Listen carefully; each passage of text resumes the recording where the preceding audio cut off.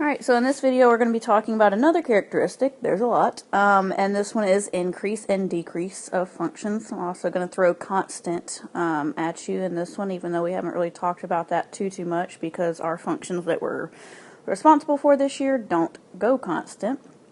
So, first off, my cute little picture.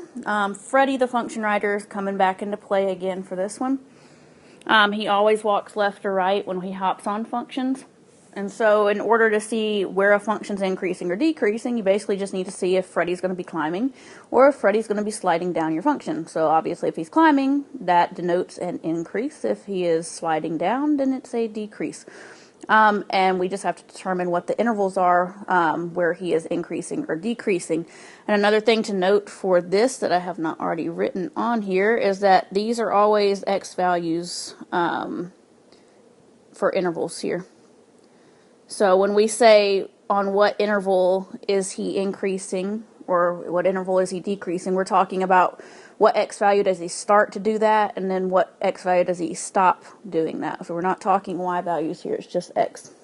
And I'll re-hint to that as we go. Alright, so here's you a crazy, just weird function. We'll get to the two that we are responsible for, the lines and the exponentials, in just a minute. But for this, you just need to basically add Freddy on your picture if you need to, physically. So put little Freddy on the left. He always starts on the left, walks to the right. So if Freddy hops on this function, hopefully you're seeing that he is going to be climbing. So this is an interval of increase. But once he gets up here to the top, he's going to start falling. So this is going to be a decrease, but then he's going to climb back again, so then he's got another increase. So there's actually two intervals of increase here where Freddy's climbing, and it's separated by an interval of decrease where he's sliding down.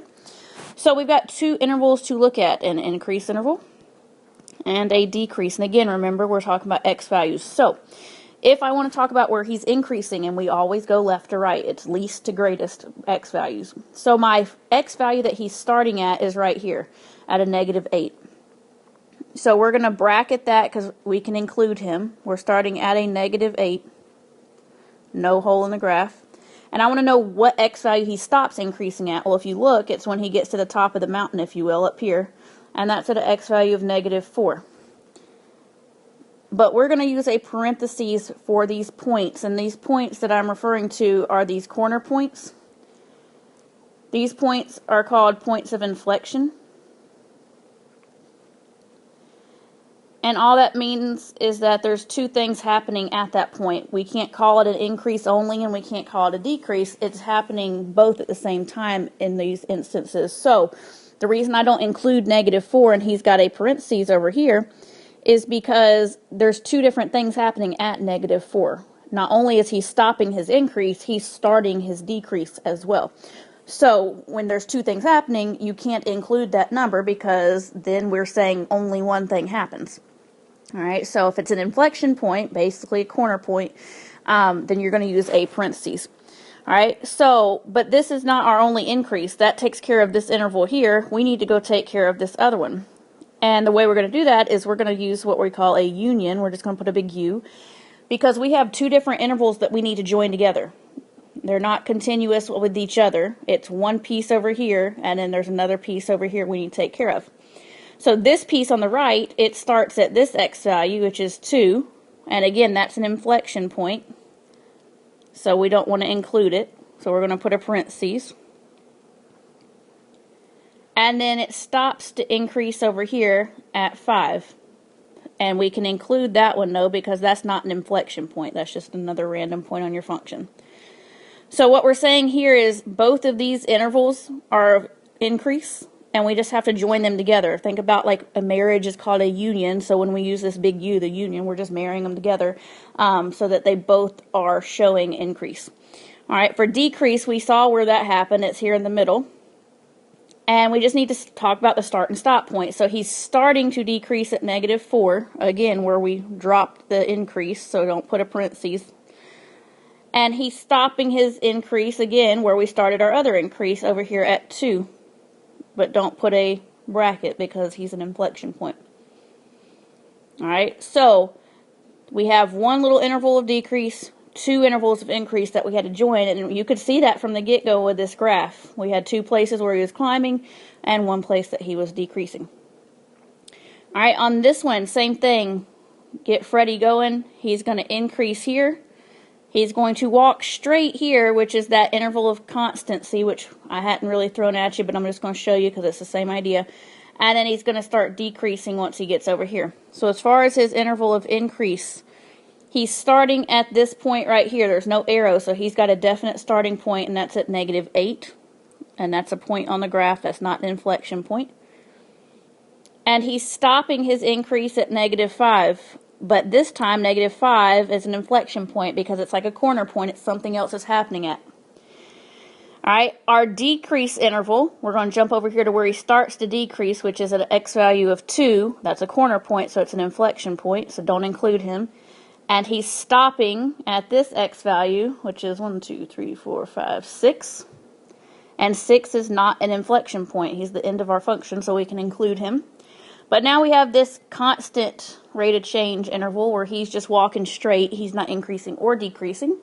And it still can be written as an interval. We just need a start and stop point. So our start point is at -5. Our stop point is at 2. And both of those are inflection points. So -5 and 2 with parentheses. Alright, now is the start of our actual functions that you are responsible for. So while those others were fun, these are the two you need to be worried about. Alright, so these are actually quite easier than those. There's Freddie. Freddie's going to hop on this function and literally going to ride it to infinity and beyond, like Buzz Lightyear. He is never going to decrease. So if he hops on this function, we know lines go on in both directions forever. This line is never going to bend. Lines are straight. Y'all all know this. So once he starts riding this function upwards at an increase, he is going to continue to increase the entire stretch of this line. And we know these lines stretch forever, which is where our infinities come in.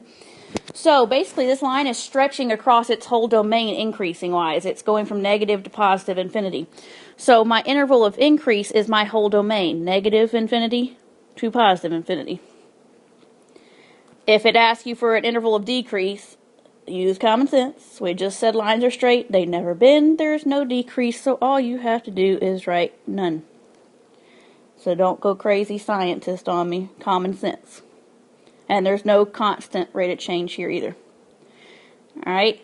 This one, if Freddie jumps on the left this time, he's going to ride it to infinity the other direction going down. So he is decreasing the entire way. So as far as an interval of increase, again, common sense tells you that means we're not going to have one. And the interval of decrease would be the entire domain from negative to positive infinity. He's never going to bend and come back up. He's always heading decreasing wise. Alright, here's your other function you were responsible for. Again, plot Freddie down if you need him. As Freddie rides this curve, you should be able to follow Freddie all the way up to infinity and beyond again. He's never going to decrease. He is going to keep climbing, climbing, climbing. So my interval of increase is my whole domain again, negative to positive infinity, which means my interval of decrease is none. Free points if you know that. Alright, this one, Freddie hops on the left, always walking left to right. He's going to decrease. Now, he's not decreasing down to infinity, but he is decreasing down forever. Even though it's going to look like to the naked eye, we're going to be approaching and reaching this asymptote that we're sitting at here, this y equals 0.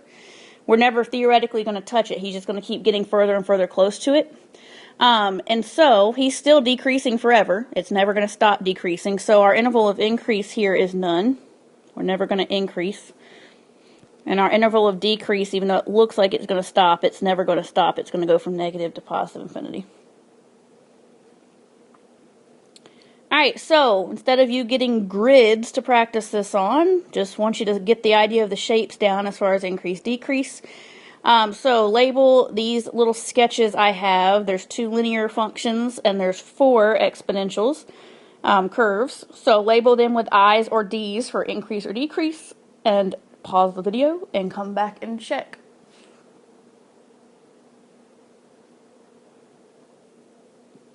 Alright, there's your answers. plop Freddy down on the left of each of these if you need to, see if he's climbing or falling. Keep practicing, and until next time, come see me if you need help.